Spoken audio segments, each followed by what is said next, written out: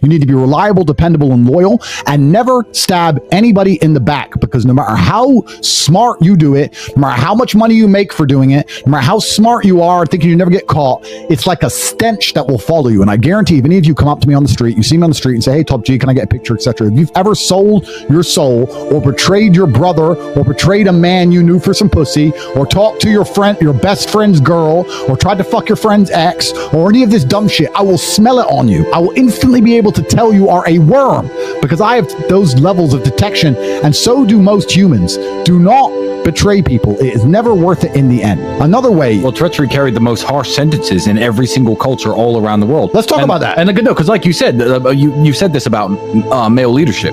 These cultures, the Ming Dynasty and the Aztecs, didn't meet each other. The Greeks, the Persians, the Samoans, the headhunters of Papua New Guinea. You could not be a traitor in any society ever without death. You have to kill the traitors. You must get rid of them. You must expel them completely from the world. But yeah, the sentence for treachery was death. Always. In almost every single society. There's no way you could open the gates to the enemy. You could send messages to the enemy. You could give away your position as a military man. If you're a traitor, look at the movie 300. Why do they lose? That traitor.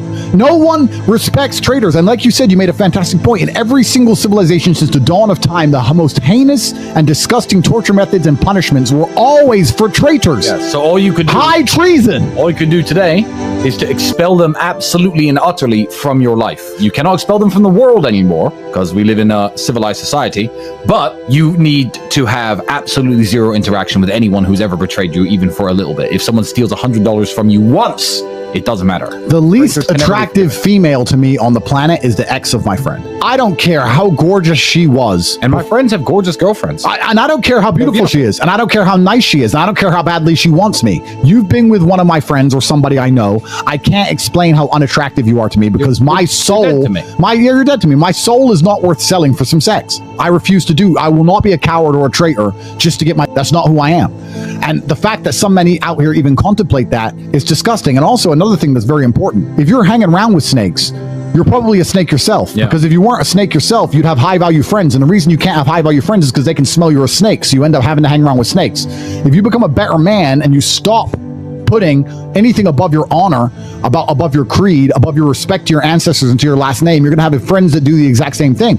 I'll tell you something now. Me and my boys, the war room, Tristan, my friends, I could leave my girlfriend in a prison cell with them for 20 years. Nothing will happen. I would bet my life on it. Because I bet my life on it. Because that's how we operate. We operate honor first. And most of you men don't have that out there. And then you wonder why women look at you and think you're a little bitch. And then you sit there and complain about women as a whole and say women are disrespectful. Well, I'll be honest with you. Most of you deserve absolute disrespect. If you were a better man, if you're the man you were supposed to be, they wouldn't be disrespecting you. You built yourself into a fucking coward. You're hanging around with a bunch of snakes. You are a snake. And you wonder why women don't have anything to do with you. You deserve it. Let me give you a hypothetical situation. Absolutely, it's life or death, and you need certainty, and a lot of certainty comes from, one, testing your circle, and God will give you those chances to test your circle, but also being certain within yourself, because if you're truly certain within yourself, you don't have the ability to detect whether other people are certainly about it unless you are certainly about it. Takes one to know one. Real recognizes real. When you're truly a G, you can spot if somebody is truly a G. If you're faking it, you're going to fall for people who fake it, and that's why it's so important. Another thing I want to say is that real men are not brutes. We are not cavemen. This idea, I see a lot of people online talking like cavemen, talking like brutes, and what they're trying to do is they're masking any kindness they have, and they're afraid to be soft. They think they have to talk like a rude caveman to people because they don't have any genuine bravery, and what they're trying to do is make up for bravery. If you are a brave man, and men know you are brave, and you've done brave things, and women know you are brave, and they know that if you're afraid, you will act anyway and do the right thing you're supposed to do to honor your ancestors and honor your bloodline. If they know that even if you are afraid, you will still make the brave choice and live with honor, then you don't have to be a caveman to women. You can be the nicest man on earth. You and I are extremely polite, extremely kind, and nobody thinks we're to everybody, especially to females. We're extremely nice and extremely kind, and nobody thinks we're punks, and nobody thinks we're, because they know that we are brave.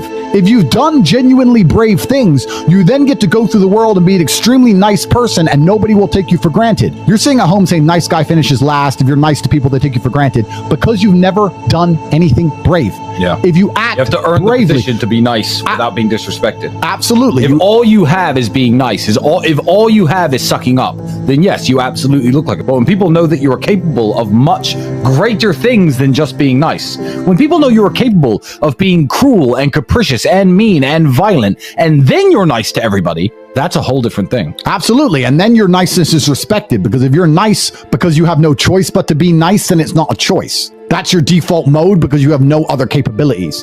If you do genuinely brave things and you live a genuinely honorable, brave life, you get to be nice to everybody and they are nice to you back.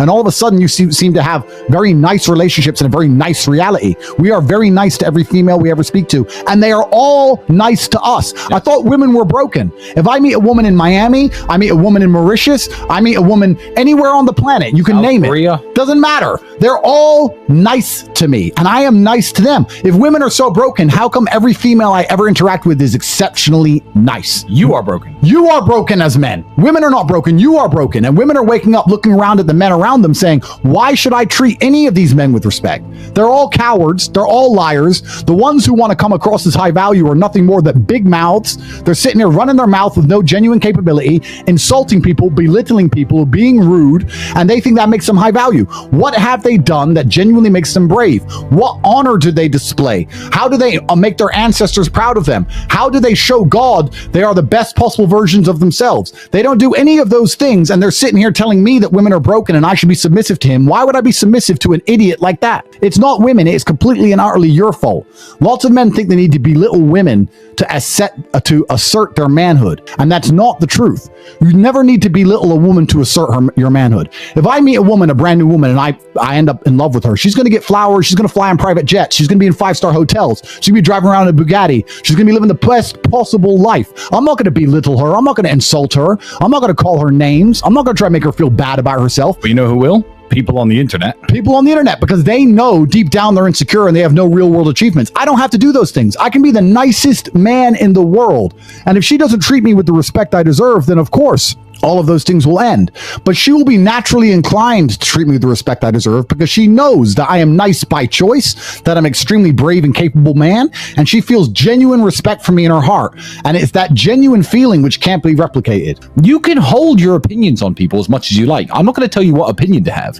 But what I am going to tell you is that if you are a fan of mine and you find yourself attacking people you don't know on the internet, then don't even follow me, because you're not a fan of mine. Be polite to everybody and don't judge people, especially people you don't know. A lot of people I see are also talking like women are the enemy. Women are not your enemy. They're the best thing about life. They're the best thing about life. They can give you children. There's nothing better than having a woman who is truly in love with you, who truly cares about you. When you're sick, you don't want your boys, you want a woman. Yes. There's nothing better than waking up with a woman who would do anything for you. There's nothing better than walking around the house and catching a woman just staring at you just because you're built like in Hercules. Trust me, I'll tell you. There's nothing better about it. Women are not your enemy. The idea of never having a woman who adores you and never having children raised in a household with a woman who is feminine and a man who is masculine is your enemy. Yeah. You should be afraid of never having a future, of a wife who truly loves you, and never having children who truly respect you, and never being capable enough to know that you have security within your relationship. And that is your enemy, and that's not terrifying. women.